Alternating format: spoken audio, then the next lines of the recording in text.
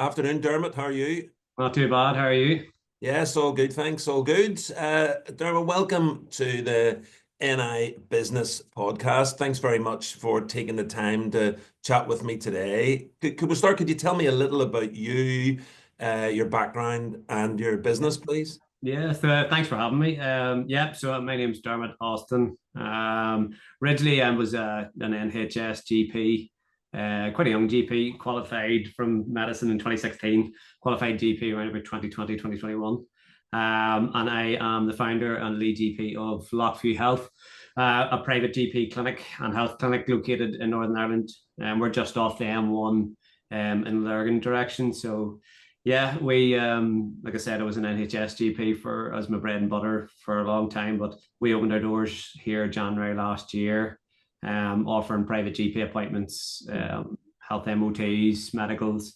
And yeah, we've just continued to grow and offer more and more services and get more GPs on. And yeah, it's just rapidly taken over for my life, which is amazing. And if you think back to whenever you were going through medical training and studying, did you ever envisage that this would be an avenue you would go down? It's still like every day, I just cannot believe where we are. Like, my wife's a GP as well. She's the another one of the GPs with one.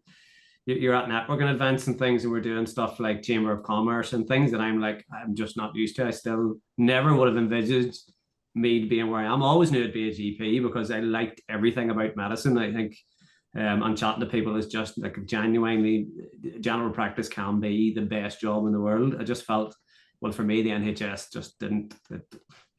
For me, it just was mentally not helping me. So I just never envisaged where I would be. No, absolutely not. But I wouldn't change it. And what was the spark, Dermot, that headed you down this private route rather than following the traditional NHS Yeah. model? I still feel a bit guilty for this. There's two, ultimately for me, it was for selfish reasons in regards to myself personally. To be honest, I can actually remember the time and date. We were on holidays in October 2023, and I just couldn't go back to work. I just was sitting and was saying to my wife, I was like, I don't think I can do this anymore. I felt like I wasn't giving people a service. I felt like I did all this training and all I wasn't given my full, you couldn't give your full time or attention. I wasn't enjoying the job, and mentally it was having a big impact on me. Like, I was driving to work anxious every day. I just didn't want to be there. I was worried about missing something. And it's not a nice place to be, and it's not a nice feeling. So um that was a big driver personally. It was either do something different. I always tell patients nothing changes if nothing changes. So I sort of had to listen to my own advice. If I was in my position, someone struggling with chronic anxiety, going into work hating it, what would you do? You would change something. So yeah, we were on holidays, and there was a group of American people there, and they were basically chatting about healthcare. And not that I agree with a fully privatized healthcare like in America, but the very fact that we flick on the phone up and book an appointment with a clinician, or they had access to their bloods, things that are starting to come into I suppose Northern Ireland with Encompass and access to your own notes. But it just led me to think like, oh, there has to be something better than this, and giving myself more control about my job and giving myself the time with patients. And it just made me realize I needed to pull it back to doing what I want to do and enjoy doing, and that's just giving time to patients. So yeah, it sort of snowballed from there. I would always been interested in private medicine in a weird way, but just never had the kick. And that kick was basically that, yeah, I just mentally couldn't do it anymore. So I decided that what was the best thing to do was the least stressful thing to do was to start a business. And it's interesting that where would you say private GP as a business is, or private well, seeing a GP privately is on a business evolution? Because I look at myself as an average punter, if you like, Yeah. and I know the difference in like an operation, Yeah. going through NHS for an operation or going privately. But Yeah. really, the GP element of it, I wouldn't have a clue about. Where is it in the journey?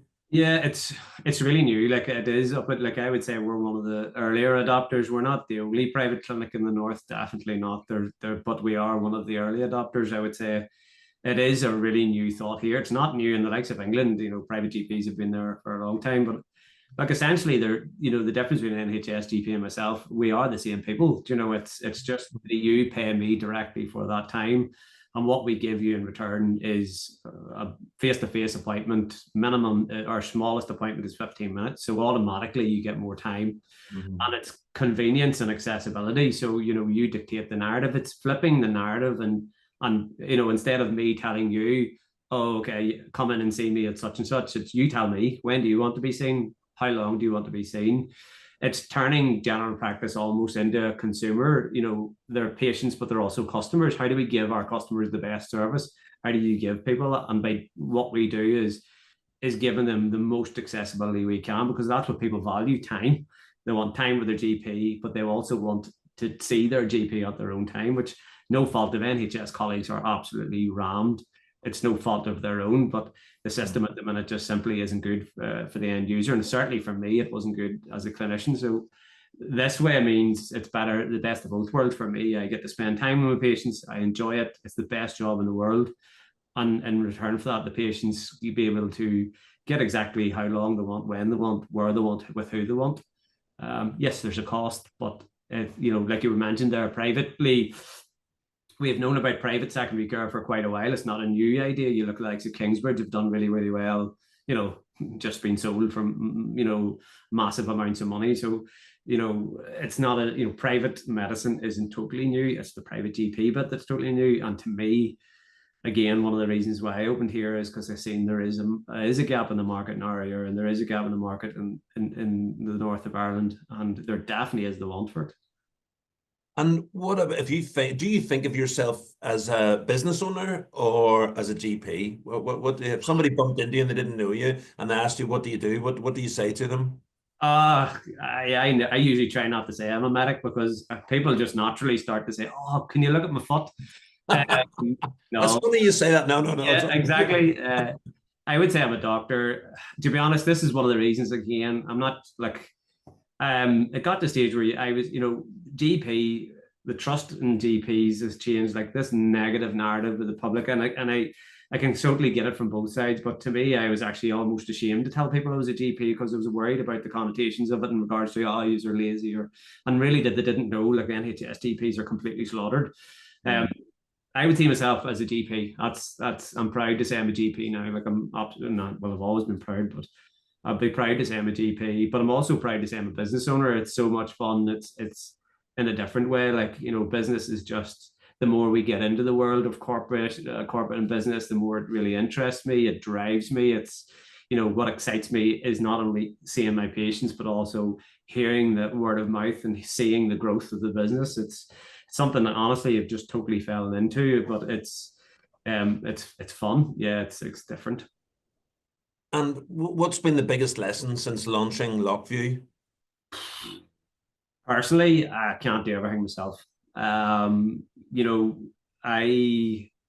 was doing 6 days a week. I have been doing 6 days a week for about a year and a half now. Monday to Saturday, I was loving it. But at the start, I was doing 6 days a week, HR, doing interviews, doing the payroll, doing the social media stuff, answering emails, trying to be the face of the clinic, chat to other businesses.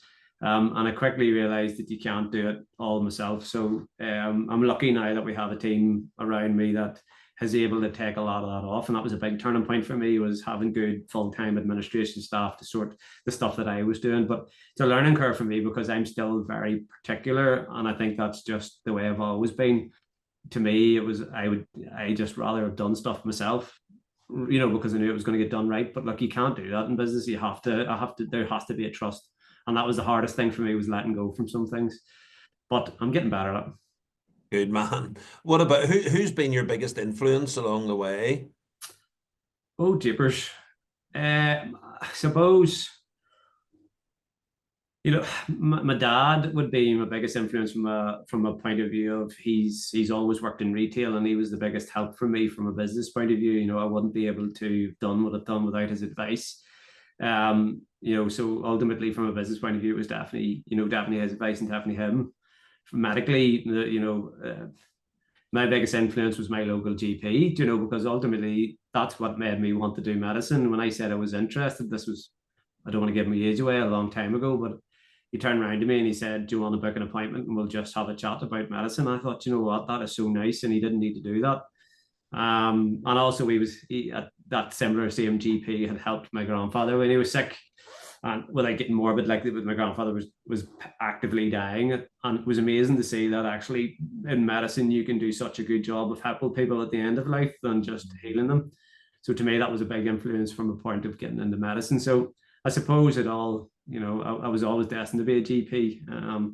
The business side of stuff, yeah, it's new, but my dad would be the biggest driver behind that. And what gets you out of bed in the morning and drives your passion for business? Coffee? No.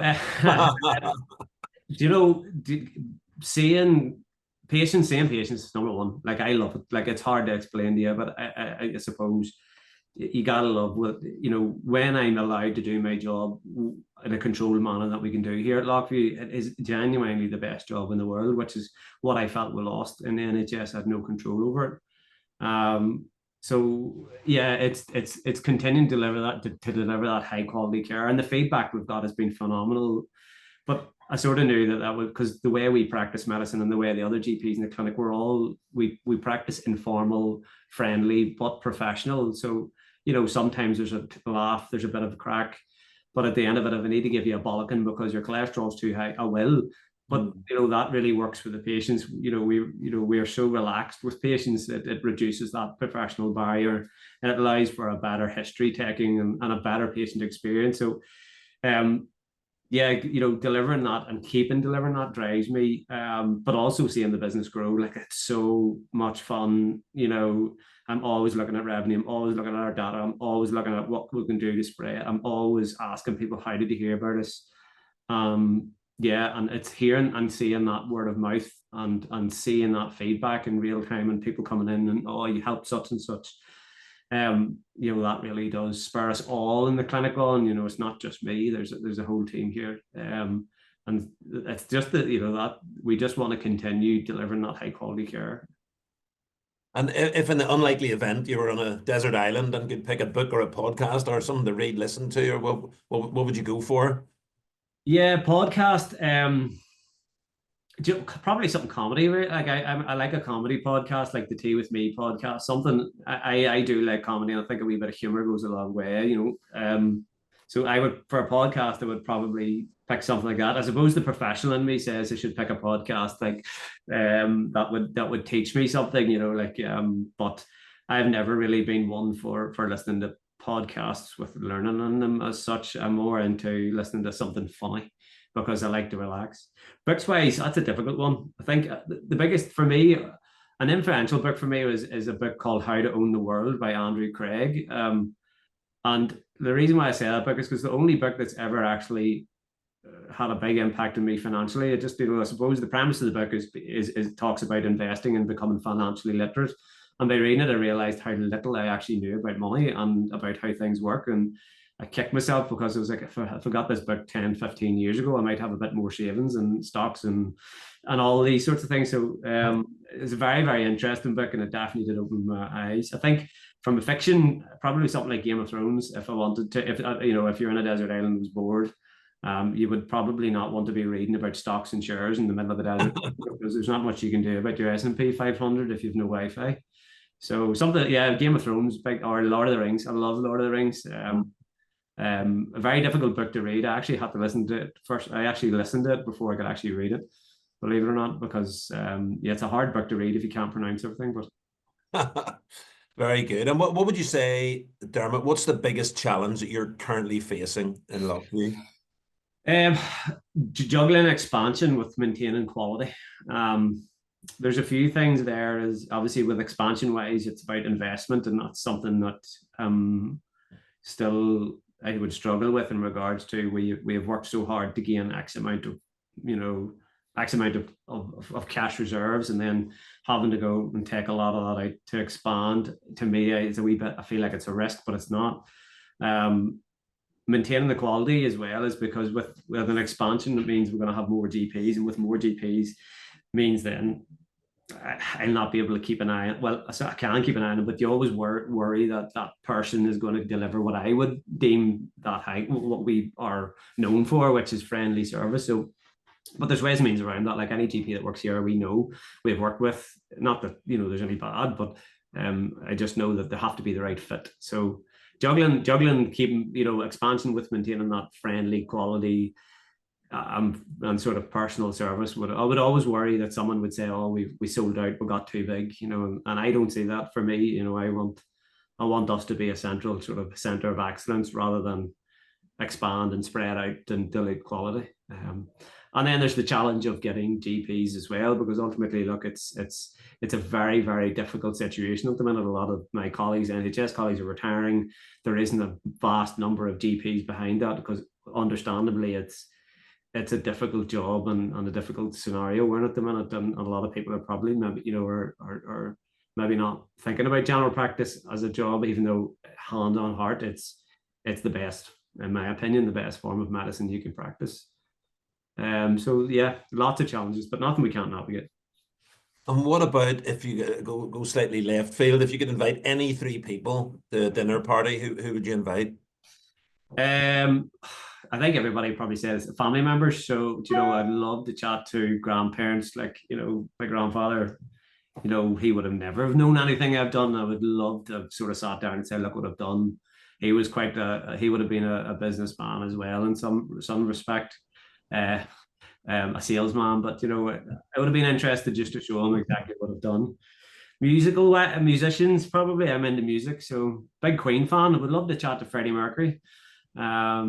But again, or any sort of music, and then suppose who else would you be?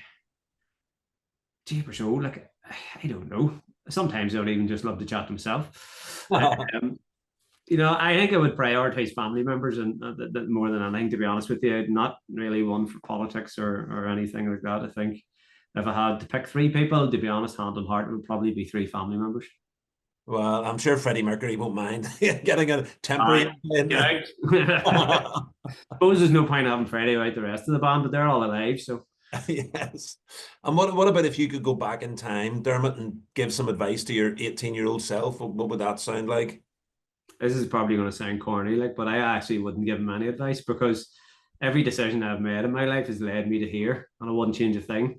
But I suppose if I could do one thing, I'd plop Andrew Craig's book down in my lap and said, "Wise up and stop spending money." I think being financial literate, I still can't believe it's not taught in school. How to manage money, and still I kick myself over the years of the way I've handled my own money and things. So, ultimately at 18, I knew I wanted to do medicine. I had a few kickdowns and knockdowns along the way, but ultimately I wouldn't have told my 18-year-old self that, because you have to learn, and every decision I made, I think, has been right. But yeah, financial literacy, big time, like. But that's just a selfish thing in regards to, I just feel like, and I think a lot of people my age probably feel that, that if I wish I would have known a bit more about how to manage money at an earlier age, when, you could actually have done something about it. Well, the good news is you'll never be as young again as you are today, Dermott. So you might as well get started now. I know, I still tell myself that. And what about, instead of looking back, let's look forward. What does Loughview look like in 5 years' time, and what does your role in Loughview look like in 5 years' time? Well, look, ideally, I would like to be still patient facing, because ultimately that's the driver for Loughview at the minute, and I still enjoy that. I would love to establish Loughview as a centre of excellence for this area. So what I mean is almost like a Kingsbridge-esque type thing, where, well, I suppose they do have satellite clinics, but I'm not interested in satellite clinics. I'm interested in making Loughview as best as it can be. So more services. So, physio, maybe audiology, optometry, dentistry, I don't know. But ultimately building up the GP, our core services was the general practice. So building that up to a point where we can have maybe multiple clinicians running multiple clinics in multiple timeframes, offering out of hour services, offering more phlebotomy services, maybe bespoke phlebotomy at home, for someone who doesn't want to come out. I don't know, if you want to get bloods and testing done at home. But I think making this a central hub and a centre of excellence where people will travel to us rather than us spread out, I think will allow me to allow us to still deliver that high quality care. Ultimately, you know, hopefully I'm still running the thing. For me, the enjoyment in this is seeing patients. Like, that's what I enjoy doing. So. Super. And if somebody likes what they've heard and would like to learn more about Loughview, about the whole concept of being able to see a GP without having to have a Yep. 85 fences to jump through on the phone, if somebody wants to do that, Dermot, what's the Yep. best way for them to go about that? Loads of way. We're on social media, so you know, at Loughview Health. We're on Instagram. I'm on LinkedIn. So Dermott Austin on LinkedIn. Loughview Health Limited is on LinkedIn. Email info@loughviewhealth.co.uk will come directly to me. Still haven't changed it yet, but it's basically my email. You can phone us. So it's 028 3870 1880. Rachel and Sarah, our reception staff, will be more than happy to answer any questions. But you know, reach out to me. We answer questions all the time because it is so new and people don't know, because there's things that we can't offer and there's things that we will offer, and a lot of people are curious, and we do get a lot of walk-ins. So if you are about, pop your head in. We will always, you know, we accept walk-ins if there's availability, but also we accept walk-ins if you want to chat and see what services we offer. But yeah, we're very friendly. So if there's any questions, fire away. Fantastic. Well, Dermott Austin from Loughview Health, thank you so much. It's been really fascinating to hear about what I would imagine is going to be a rapidly growing industry. So, like, thanks for sharing your story, and thanks for sharing your time with me today. And I wish you every success for the rest of this year and beyond. Dermott, thanks very much. Thank you. Thank you.